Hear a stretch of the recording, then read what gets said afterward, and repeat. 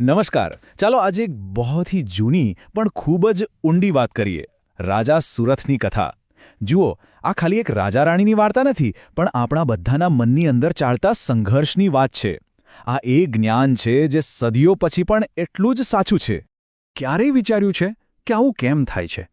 આપણી બુદ્ધિને ખબર હોય છે કે હવે અમુક વસ્તુઓ કે સંબંધો આપણી પાસે નથી, એ સમય જતો રહ્યો છે, પણ તોય મન ત્યાં જ કેમ અટકી જાય છે? એ જ જૂની વાતોમાં કેમ ફસાયેલું રહે છે? બસ આ જ સવાલનો જવાબ આપણને રાજા સુરતની આ કથામાં મળવાનો છે.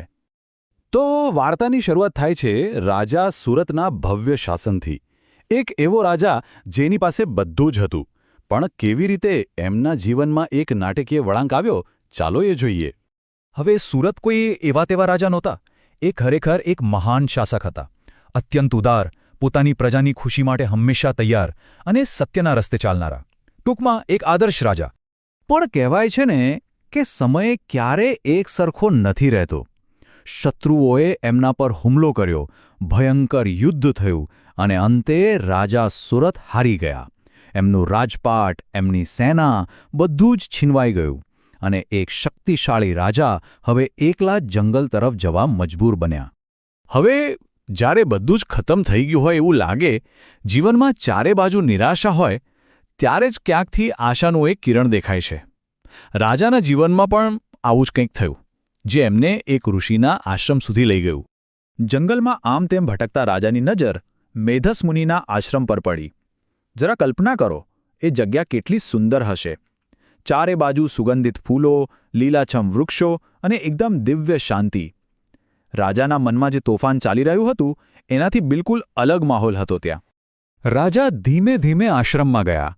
ત્યાં તપમાં બેઠેલા તેજસ્વી ઋષિ મેધસને પ્રણામ કર્યા. મુનિએ આંખો ખોલી અને એકદમ સીધો સવાલ પૂછ્યો, જેણે એમના વચ્ચેના સંવાદની શરૂઆત કરી. અને રાજાએ પોતાના દિલની બધી જ વાત, બધી જ વેદના ઋષિ સામે મૂકી દીધી. એમણે કહ્યું કે કેવી રીતે એમની હાર થઈ અને હવે એ આશરા માટે અહીં આવ્યા છે. ઋષિએ તરત જ રાજાને સાંત્વન આપ્યું. એમને આશ્વાસન આપ્યું કે અહીં એમને કોઈ ડર નથી, એ સંપૂર્ણપણે સુરક્ષિત છે.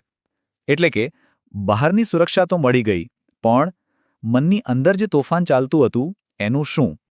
અને બસ અહીંથી જ આખી કથાનો સૌથી રસપ્રદ ભાગ શરૂ થાય છે, કારણ કે બહારથી ભલે શાંતિ મળી ગઈ હોય, પણ રાજાનું મન તો હજી પણ અશાંત હતું. ચાલો જોઈએ કેમ. આશ્રમની શાંતિમાં પણ એમના મનમાં તો એક જ ઘોંઘાટ હતો. વારંવાર એક જ વિચાર આવતો હતો, મારા રાજ્યનું શું થતું હશે? મારા વફાદાર હાથી, ઘોડા અને સૈનિકો કઈ હાલતમાં હશે? એ શારીરિક રીતે આશ્રમમાં હતા, પણ એમનું મન તો હજી ભૂતકાળમાં જ અટવાયેલું હતું.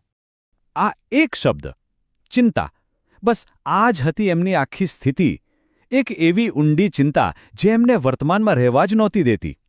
આ એ જ આસક્તિ હતી જે એમને એ સત્ય સ્વીકારવા દેતી નહોતી કે હવે બધું જ જતું રહ્યું છે. હવે રાજાની આ હાલત જોઈને મેધસ મુનિ એમને એમની સમસ્યાનું મૂળ કારણ સમજાવે છે, અને અહીં જ એક ગહન ઉપદેશ છુપાયેલો છે જે કદાચ આપણને બધાને કામ લાગી શકે છે. ઋષિ સમજાવે છે કે હે રાજા, આ તમારી કોઈ ભૂલ નથી. આ તો સંસારની મોહમાયા છે, આસક્તિની શક્તિ, એક એવું અદૃશ્ય બંધન જે આપણને બધાને ભૂતકાળમાં અને એ વસ્તુઓમાં જકડી રાખે છે જે હવે આપણી પાસે નથી. અને આ જ તો સૌથી અજીબ વાત છે નહીં? ઋષિ કહે છે કે આપણી બુદ્ધિને બધું જ ખબર હોય છે. રાજા જાણતા હતા કે રાજ્ય ગયું, છતાં એમનું મન એ મોહમાંથી, એ આસક્તિમાંથી બહાર જ નહોતું આવી શકતું. મતલબ કે આ મોહમાયા આપણા તર્ક અને જ્ઞાન કરતાં પણ અનેક ગણી શક્તિશાળી છે. અને છેલ્લે ઋષિ જે કહે છે તે ખરેખર વિચારવા જેવું છે.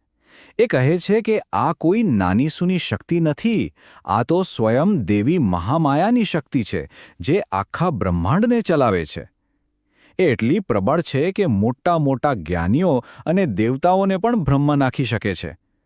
તો પછી આપણા જેવા સામાન્ય મનુષ્યની તો વાત જ શું કરવી? અને આ સવાલ સાથે આ કથા આપણને વિચારવા માટે મજબૂર કરી દે છે. જો આ બંધન, આ આસક્તિ એટલી શક્તિશાળી છે કે દેવતાઓ પણ એનાથી બચી નથી શકતા, તો આપણે મનુષ્યો એને કેવી રીતે ઓળખી શકીએ? અને એનાથી પણ મોટો સવાલ, શું આપણે એનાથી ક્યારે મુક્ત થઈ શકીએ? આ એક એવો પ્રશ્ન છે જેનો જવાબ કદાચ આપણે સૌએ પોતાની અંદર જ શોધવાનો છે.